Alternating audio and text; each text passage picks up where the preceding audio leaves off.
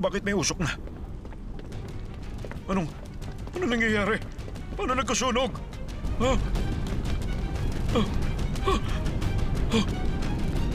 Nung oras na yun, alam kong may hindi na tama. Ano? Ano yun?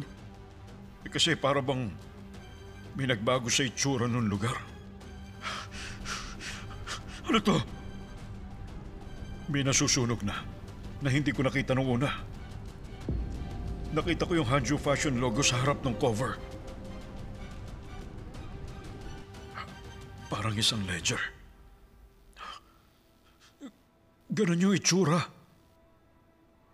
Yung ledger ng Hanju Fashion? Nasa labas lang? Baka gusto ng ama mo na ilipat yung ledgers o di kaya sunugin ito dahil huli na ang lahat.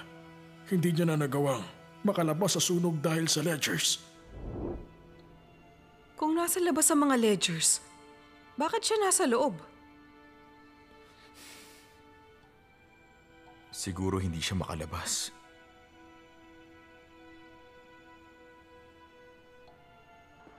Sa tingin mo ba yung papa mo yung importanteng bisita nung araw na yun?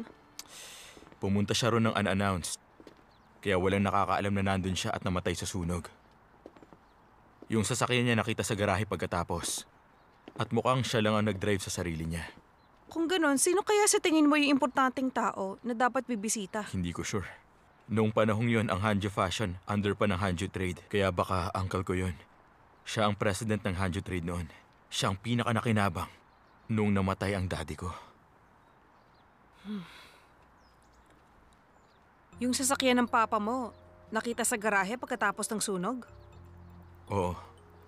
Nung prosecutor ako, madami akong na-request na hit-and-run warrants. May sinabi yung isang lieutenant sa traffic division dati na sa mga hit-and-run cases, importanteng alamin saan nanggaling ang sasakyan. Nung naaksidente lola ko, noong mga panahong yun, wala pang CCTV camera or speed detector na malapit sa area. Walang mga witnesses o kahit ano pang clue. Kaya napaka-imposibleng malaman kung saan nanggagaling yung sasakyan. Pero kung may nangyari sa pagitan ni Chairman Han at ang papa mo, at umalis siya gamit ang kotse, posibleng siya din yung sumagasa sa lola ko. Pumunta tayo sa Sopyong. Tara.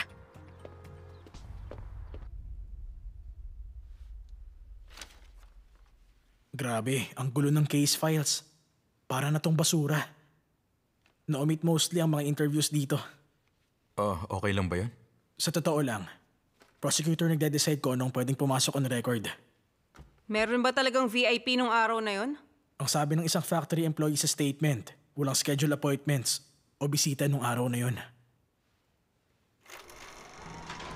Pero yung taong nagtanong sa witness nung gabing yon para magsinungaling ay si Jung Do-woo.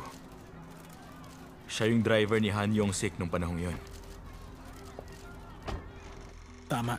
Kaso, hindi naman pupunta yun mag-isa nung araw ng sunog. Pero si Chairman Han Yong-sik, may alibay na nasa opisina raw siya.